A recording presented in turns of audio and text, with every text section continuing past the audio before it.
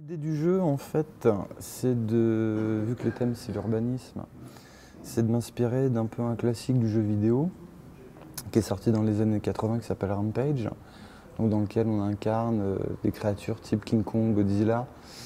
Et l'objectif est de détruire des immeubles en gagnant un maximum de points. Et puis l'univers du jeu est assez spécial puisque ça reprend justement ces thématiques de film, donc avec des gens qui essayent de s'échapper à droite à gauche, l'armée qui débarque, ainsi de suite.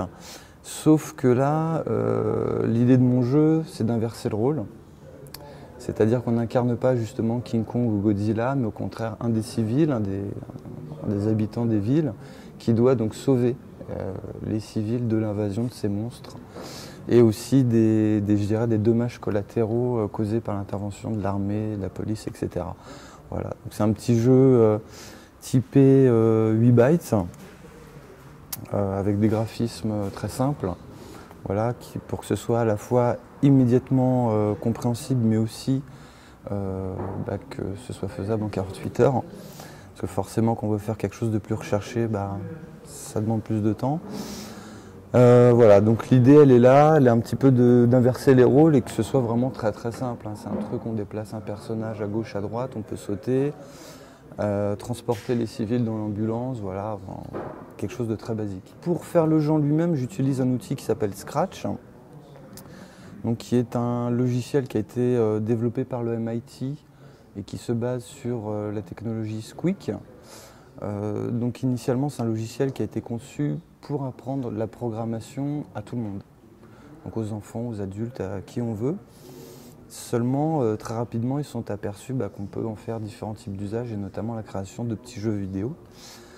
J'utilise également, pour tout ce qui est graphisme, un logiciel libre qui s'appelle GIMP, qui est une espèce de pendant libre de Photoshop. Pour le son, je vais utiliser un petit peu Audacity, donc un outil de montage son, et puis je vais utiliser un logiciel qui s'appelle BFXR. C'est un nom un peu barbare, mais qui permet de créer des petits bruitages typés 8 bytes, donc les machines qu'on pouvait avoir dans les début des années 80. Voilà, pour que ça colle un peu au visuel et à l'ambiance du jeu, quoi. On est parti sur un jeu qui se joue à 2 joueurs. Sur la même machine. Donc le premier joueur en fait arrive en plein milieu d'une ville qu'il ne connaît pas et qui est générée de manière aléatoire autour de lui. Il doit essayer de s'échapper de cette ville et trouver l'aéroport pour pouvoir partir de la ville. Et donc pour ce faire, lui joue au clavier et le deuxième joueur, lui, joue à la souris. Et son but à lui va être d'empêcher le premier joueur de sortir en invoquant différents ennemis. Et en essayant de le ralentir, de le bloquer. On n'a jamais créé de jeux vidéo avant, donc on ne connaissait pas les moteurs genre Unity ou ce genre de choses. Donc finalement, on est tout reparti depuis zéro, on a tout fait nous-mêmes.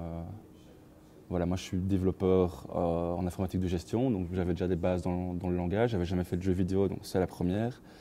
Et puis mes amis ici, Jonathan est graphiste, mais pas dans le milieu du jeu vidéo, donc c'est la même chose. Anthony il fait de la musique, mais pas non plus dans les jeux vidéo, donc c'est la même chose aussi. Un premier essai pour tous, quoi. Et puis on verra bien ce que ça donne. On est parti sur une balade dans un univers onirique où on suit un sac plastique qui va aller à la rencontre du paysage Carolo, à savoir des usines. Et il évolue dans un environnement embrumé. Et grâce au son, il va pouvoir se guider et terminer le parcours qu'il a à accomplir. Et étant donné que le briefing était très axé culturel, nature, culture, on a pris un maximum de notions qui ont été dites, on les a recoupées et on est parti sur un game design plutôt simple. Et plus axé sur la contemplation, sur l'émerveillement et aussi sur la poésie. On est parti sur quelque chose de moins gamer, de plus porté sur le public cible du site internet sur lequel le jeu sera présenté. Là, on a utilisé de la belle technologie. En gros, on est sur de la belle techno, on utilise un moteur 3D, des effets de particules, On a un musicien qui fait un son incroyable. Aux assets et au dessin, on travaille les choses de façon plus orientée artistique que ergonomique. On part sur du Le Corbusier, sur des artistes japonais qu'on aime bien.